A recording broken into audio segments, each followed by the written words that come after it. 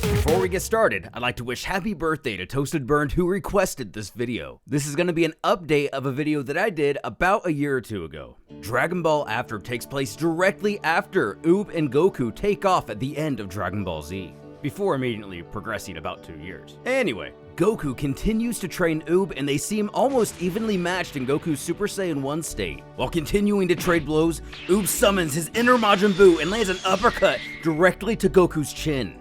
That's when Oob rushes Goku, who's lying on the ground. Then suddenly, something seems off about the Super Saiyan warrior. Vegeta also seems to sense this disturbance, but denies any knowing to Bulma. Now having convinced himself something is definitely wrong, all Oob can do is shout, "Goku! Goku!" who simply stares back menacingly. "Are you okay? Something's definitely off, Goku." Goku reaches out towards Oob, then suddenly snaps back to normal. "Goku, please don't startle me like that." "Oh, my bad.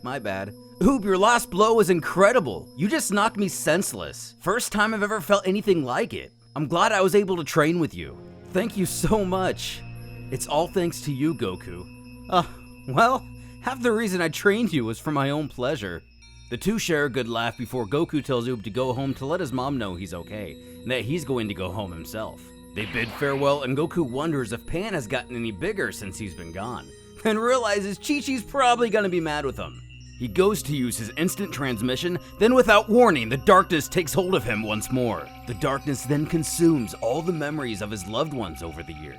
Goku hits his fever pitch, sending energy flying through the sky. Not only does this catch Piccolo's attention, but this sends Vegeta flying towards Goku's general direction. Over at Gohan's place, Videl tells her husband that she brought his gi in hopes that his father is okay, only to reveal it's the Great Saiyaman uniform.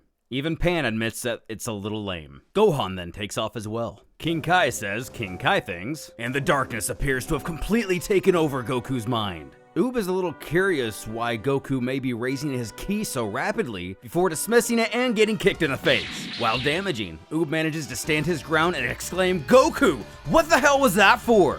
Is this part of training? Say something." "Make no mistake, I'm not Goku. Well, I'm the Saiyan warrior, Kakarot!" Goku then initiates the fight as Oob tries to run away. Oob decides that he has to go let Gohan and the others know that something is wrong. Then Goku sends an energy beam blasting through Oob's chest. Oob stops dead in his tracks as Goku stares him down in the eyes. "You fool, did you think you could escape?" "Damn, I guess fighting is unavoidable after all." Oob manages to stay afloat, trying not to bleed out. "If you're going to just keep running away, then I'd better just kill you." "The damage is worse than I thought. I need to hurry up and settle this." "Damn you!" Oob rushes Goku right before he unleashes another ki attack. Oob then teleports behind Goku, who sees it coming, but can't do anything about it as the darkness fights to remain in control. Oob's attack lands and the smoke begins to settle.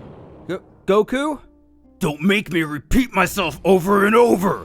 Why, I'm Kakarot!" There might still be a chance. It seems there's some confusion going on inside of him. His memories are confused. That's it! As this condition is unstable, it's possible to bring him back to normal. Goku screams out and rushes Oob again. As the two skirmish, Oob knows he's losing the fight. "Your fighting skills are still far from perfect. You don't seem to be a worthy opponent after all. I had higher expectations. What a letdown!" I'm gonna be killed." "Playtime's over. I'll finish this at once." Goku begins to power Kamehameha, and Oob begins to let his inner Majin Buu take over again. Miles away, Fat Buu can somewhat sense this. "Oh, so uncornered, your hidden potential's drawn out. This is getting interesting." "Don't disappoint me, Oob!" Oob goes after Goku and manages to finally land a meaningful blow. "This is unexpected. His power is even greater than mine." Oob appears behind Goku again. "Didn't I warn you? Your attacks are too dull!" At the worst timing, Goku again fights for control as Oob is able to land the kick. Right now, it's kill or be killed! Oob then prepares to deliver the final blow on Goku before remembering all the memories he's had of him over the last 2 years and decides he can't do it. This choice ultimately proves fatal as it's Goku who delivers the final blow. This result was brought about by a moment of hesitation to attack. Oob, you were able to draw out your hidden potential in the end, but was that really all you've got? Sensing something, Goku then teleports away. Vegeta lands on the scene to find Oob's body. "This brat! Majin Buu's reincarnation, Oob, or whatever. What is the meaning of this? Explain yourself, Kakarot! I haven't seen you in a while, but that's an unusual glare now, isn't it? Goku then powers up and this catches Vegeta's attention. Quit your yapping, and come at me, Vegeta! I don't know what's going on, but it's amusing. Back when we fought Majin Buu, the fundamental power difference between you and I was huge. You're unusually talkative today, aren't you, Kakarot? And here you are the one who told me to quit yapping and come at you! And with those words and a short stare down, the fight begins. Vegeta fires a big bang attack, which predictably misses. Then Vegeta begins to taunt Goku, which prompts him to chase after him. Unexpectedly, Fat Buu steps before Oob. He became a surprisingly good fellow. Of course, seeing this creature as Kid Buu rather than the human Oob. Huh? Where did Majin Buu go? He's as fast as expected, and his basic fighting power is still superior. Vegeta decides to land. What's the matter, Vegeta? Are you done playing chase already? It seems you haven't bridged the gap in fighting since our last confrontation. Same to you.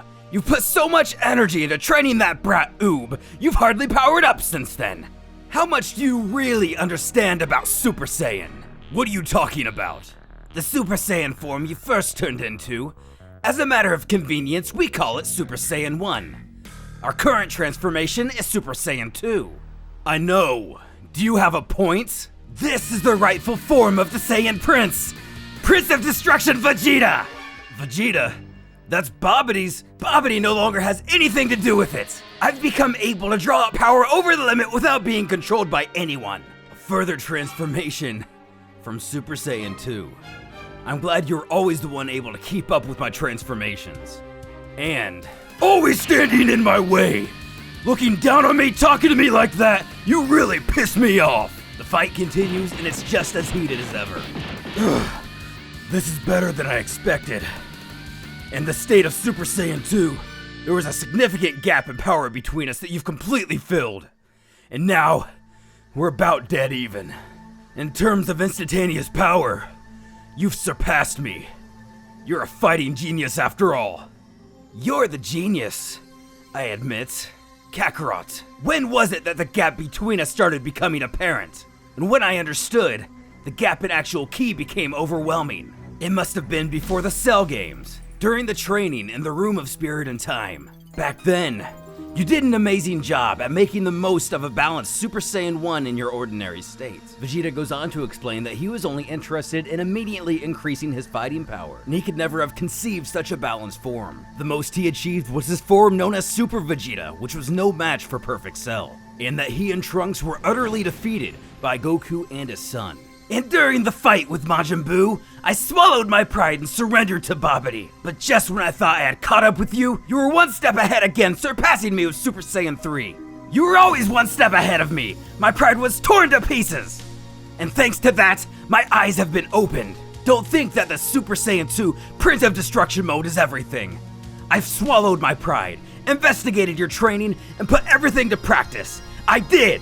The scene flashes back to Vegeta asking Bulma about Goku's training, since she has known him for a very long time. Vegeta travels to Korin's tower and he learns it's pretty much useless and Korin can teach him nothing at this point. Korin, however, does wonder if he can send him to King Kai's planet. Interrupting Vegeta's story, Goku starts. Impressive, Vegeta. I'll acknowledge your training. I can't believe you even climbed Korin's tower. However, have you forgotten I can do this? With that, Goku powers up to Super Saiyan 3. Piccolo senses that Goku's ki has surpassed Vegeta's yet again, and wonders if this is as far as Vegeta's power goes. Thinking out to Gohan, Trunks, and Goten, he knows they must gather the Dragon Balls quickly. An abnormal change has occurred within Son Goku.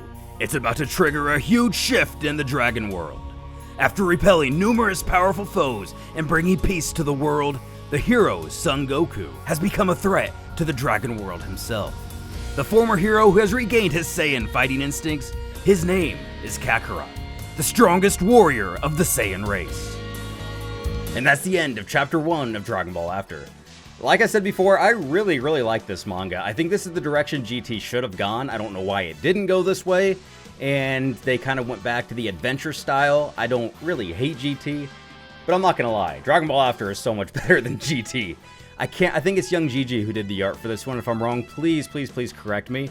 And young Jijii's better than Toyotaro in my opinion. Just my humble, simple opinion. No shade on Toyotaro whatsoever. Again, Toasted Burned, happy birthday, man. Sorry this is a little bit late.